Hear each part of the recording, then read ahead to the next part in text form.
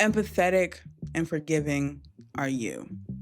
I just came back from Charlie and Emma's wedding, also known as the drama, and I got some tea. And I want to talk about it. I wanted to give a shout out to Power Eater 1 for leaving this comment on the last video. Make sure you leave a comment under this one so you can be in the next one. The drama is about Charlie and Emma, who are days away from being married when they find out some big secrets about each other at a food tasting. And the rest of the movie is how the perception they have of each other changes days leading up to their wedding. This was directed by Christopher Borgli, who also directed Dream Scenario that came out in 2023. And if you have not watched that, I implore you to go and watch it because it does have some interesting comments and interesting things to say about cancel culture. And I think one of my favorite things about Christopher Borgli is that his films are usually commenting on society and how we treat each other and how we perceive each other. And in an effort to not make this video 20 minutes long, I just wanted to say that I really enjoyed the direction, the cinematography, and the editing.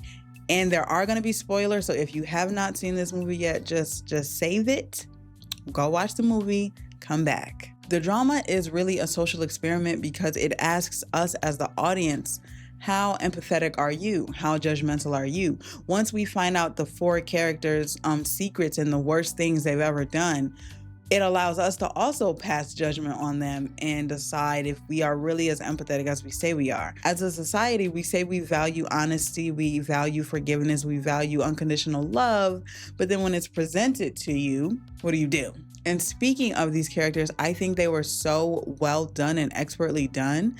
The four secrets that they share, telling us the worst things that they've ever done, really foreshadow the actions that they take in the movie, and it kind of lets us in on what kind of people they are. Mike hid behind his ex-girlfriend while a dog bit her, and then throughout the movie we proceed to see him prioritize his self-preservation and hide behind his wife on multiple occasions, even though she's acting unhinged and out her goddamn mind. Rachel locked a mentally disabled child in an abandoned RV closet and then didn't even admit to it when his dad came asking where he was, which goes to show how mean and cruel she can be and how quick she is to discard people that she doesn't like or that she finds annoying, which she does with Emma the moment she gets the chance. Charlie admitted to being a cyberbully who bullied someone so hard that they ended up moving. And throughout the movie, we see him be avoidant and cowardly and indirectly mean to people. Emma is someone who thought about carrying out a school shooting and through gaining community and friends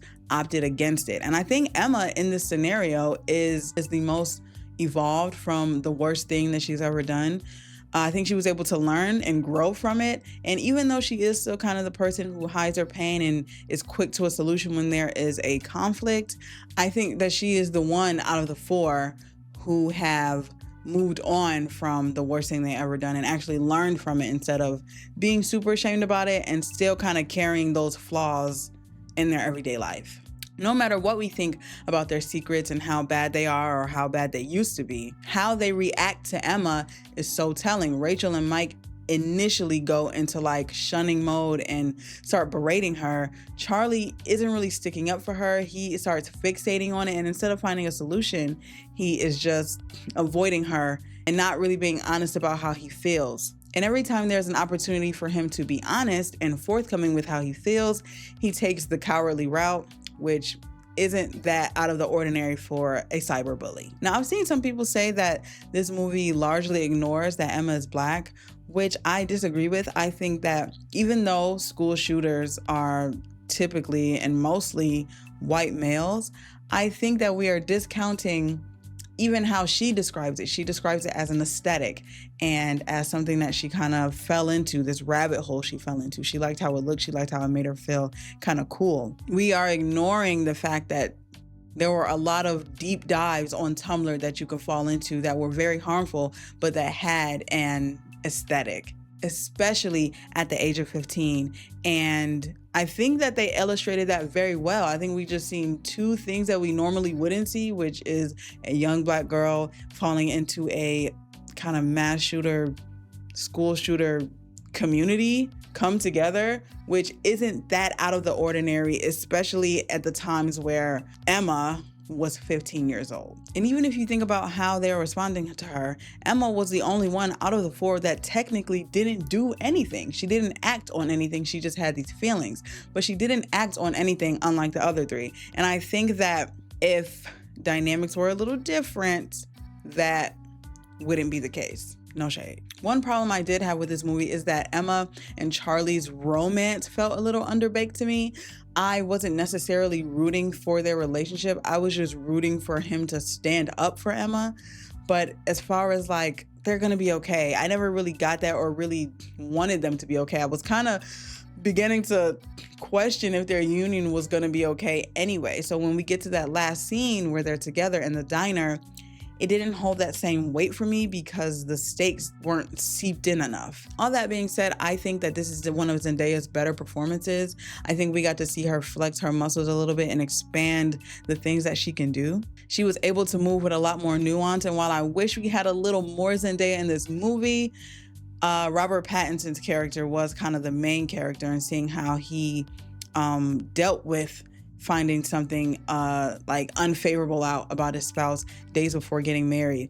If his love for her would change based on the perception of other people, not even his perception on her. Because I think that if Rachel and Mike didn't react in the way they did, if they just laughed it off, I think he still would have had them same feelings, but I don't think they would have been as strongly as they were. Overall, I enjoyed this movie. I love a movie that starts a conversation. It's provocative, it gets the people going. And I think the drama really forces us to ask ourselves how much we care about other people's perception, or how much we care about other people's perception on our spouse. Does that affect how we feel about our spouse? Should you judge people based on their past, or should you just judge them and how they deal with you and how they treat you? Are you really empathetic? I don't know. But what I do know is, when it comes to this account, this is a Rachel account. Do not like her. I think she was the most insufferable character I've seen in a while, and I think that it was actually amazingly cast. I think that Zendaya and Robert Pattinson did well in their respective roles. I did not like them chemistry-wise romantically. It was a little hard to believe. But characters by themselves, performances, I think this movie was cast very well. Very, very well. Let me know what you guys think about the drama. Let me know what you guys think about Charlie and Emma's dynamic. I don't think they're gonna make it. Hate to say, I hope I don't sound ridiculous. I don't think they're gonna make it because that was a mess. That wedding was a mess.